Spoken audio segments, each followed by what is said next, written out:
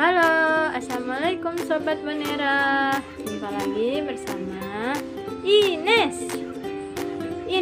si caregiver emak.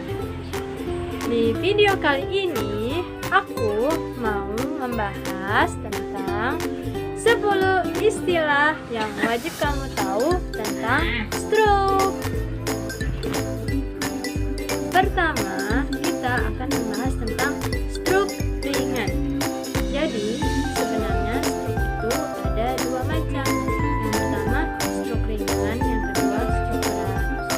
Nah, di sini aku akan membahas sedikit tentang stroke ringan. Dikutip dari artikel Halo Dokter.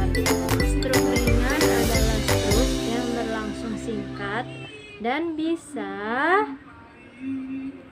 menghilang dalam waktu beberapa jam, dikarenakan ada obat-obat atau tindakan yang diberikan oleh dokter.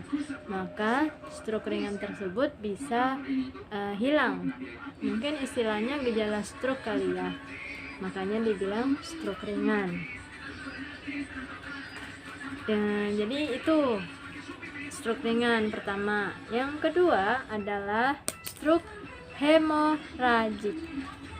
Ini jadi di video ini kita akan membahas tentang istilah-istilah stroke. Yang kedua adalah stroke hemoragik atau hemoragik. Stroke hemoragik adalah maaf ya kalau salah pengucapannya, namanya juga bukan lulusan kedokteran. Jadi stroke hemoragik adalah stroke yang disebabkan perdarahan atau pecah pembuluh darah. Jadi pecah pembuluh darah pada area tertentu di dalam otak. Maka kondisi ini menyebabkan aliran darah atau oksigen di dalam otak itu berkurang.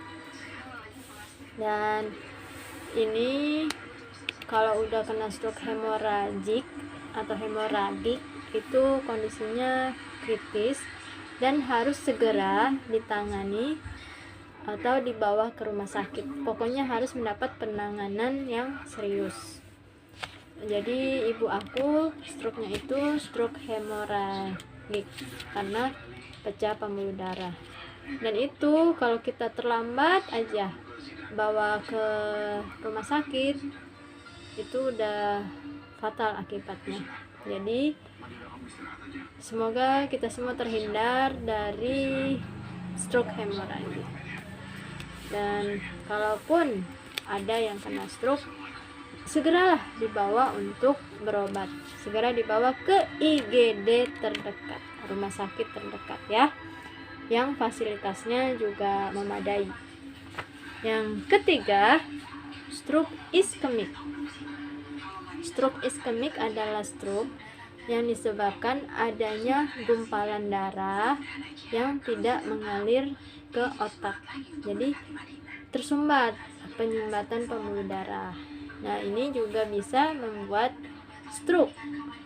Dan biasanya kalau stroke iskemik itu ditanganinya tidak perlu pakai operasi, mungkin ya. Yang bisa menentukan itu kan adalah dokter sarafnya. Mungkin bisa dikasih obat atau apa supaya penyumbatannya itu terbuka. Itu ini ya, kalian bisa tanyakan langsung kepada dokter. Jadi stroke itu ada dua, stroke iskemik dan stroke hemoragik. Yang keempat, ini yang penting, CT scan. CT scan adalah tindakan medis yang disarankan oleh dokter ketika seseorang ada gejala-gejala stroke kayak ngomongnya pelo, terus tangan dan kakinya lemas, tidak bisa diangkat, terus mukanya beda, separoh, kaku, pokoknya itu ada face, arm, adalah tuh pokoknya gejala stroke.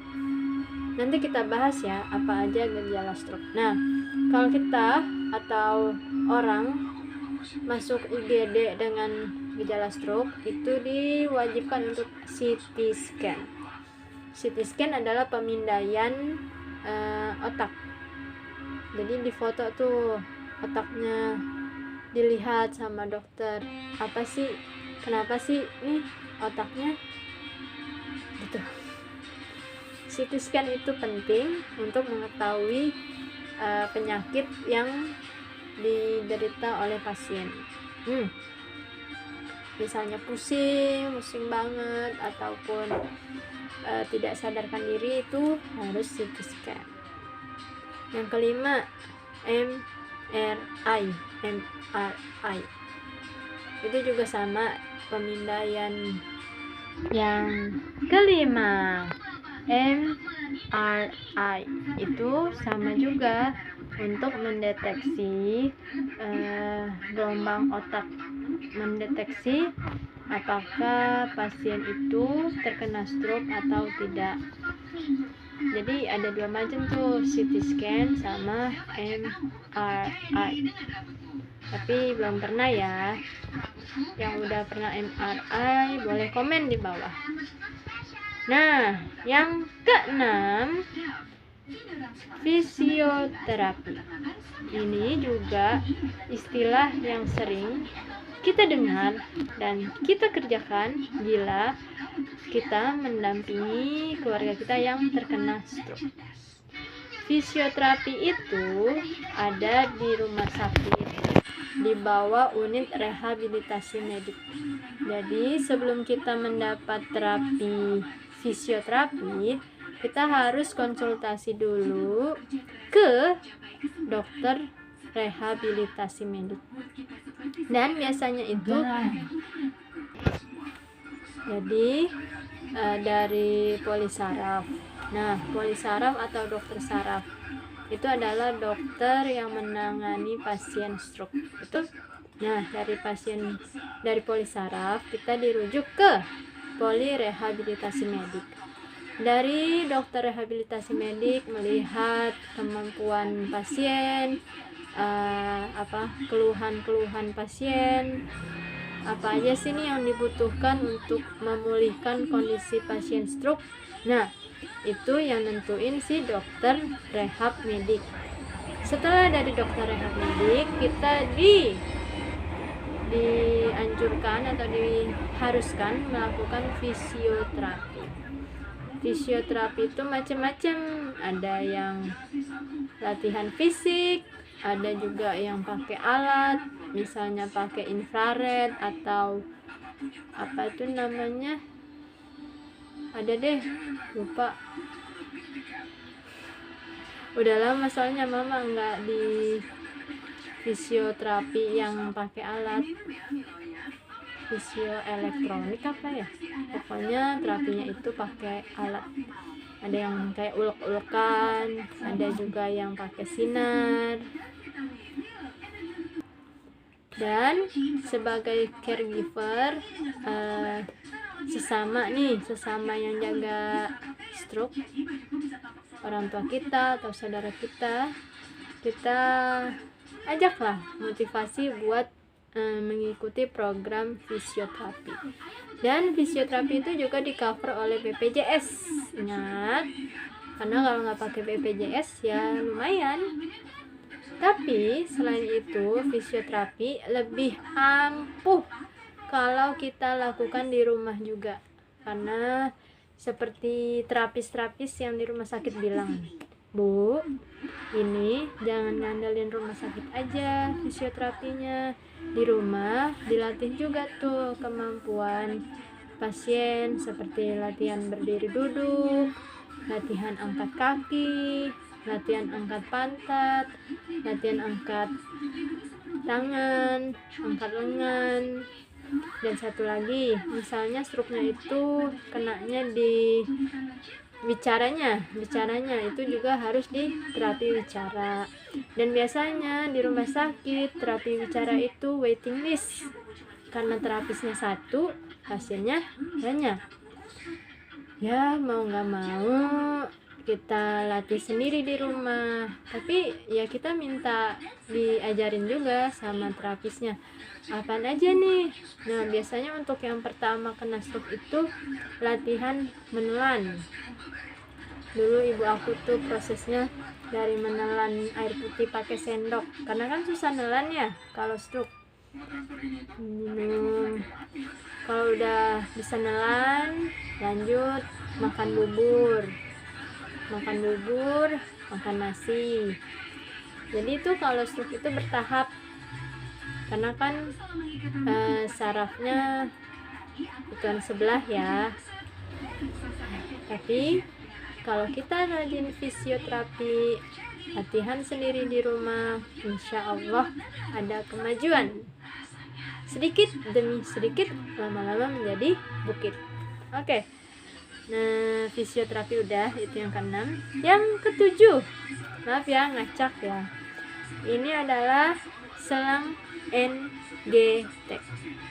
Pasien stroke itu juga biasanya kalau stroke-nya itu kan susah menelan. Biasanya habis operasi itu dipasang tuh selang NGT. Kepanjangannya nasogastric tube. Tube itu selang, jadi selang makanan atau sonde. Kita harap penonton tuh nggak kena stroke ya, tapi kita ngasih tahu apaan aja sih yang ada di dunia stroke itu, apaan aja, yaitu NGT. NGT atau selang plastik lunak yang dipasang melalui hidung, dari sini dimasukin menuju ke lambung. Dan biasanya supaya nggak pindah posisi itu dikasih plester atau pita lem biar nggak copot tuh selangnya. Semoga kita semua nih penonton sehat dan nggak mengalami yang namanya dipasang selang NGT, karena ibu aku dan juga para survivor stroke mungkin ada yang pernah pakai NGT ya kan.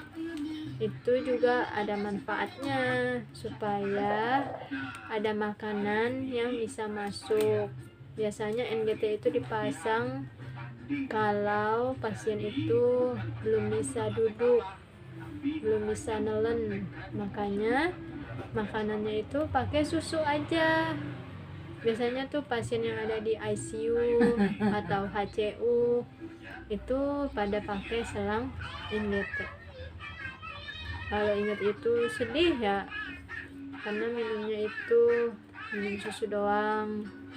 Terus kita keluarga pasien yang minumin, karena perawat biasanya di awal-awal aja masukin. Nah seterusnya kan kalau udah pulang ke rumah keluarga pasien kan, itu betul-betul perasaan bercampur aduk, karena biasanya melihat orang tua kita makan enak gitu ya, tiba-tiba dikasih ujian nggak bisa makan karena susah nelen, terus jadi pakai susu doang selama sebulan atau 2 bulan ya, nggak inget tuh pakai susu. Jadi kita seduh susunya pakai air yang sedikit hangat, jangan panas ya, nggak kaget ntar lambungnya, jangan panas-panas ya. NGT pasti kalau dokter atau perawat atau mahasiswa keperawatan tahulah NGT ya. Tujuan NGT itu membantu pemberian makanan dan obat-obatan, biasanya itu ke bayi prematur atau pasien koma. Dan semoga penonton sehat semua. Jadi ini video ini hanya untuk pengetahuan aja ya, pengetahuan, nambah pengetahuan, betul? Itu yang ke 7.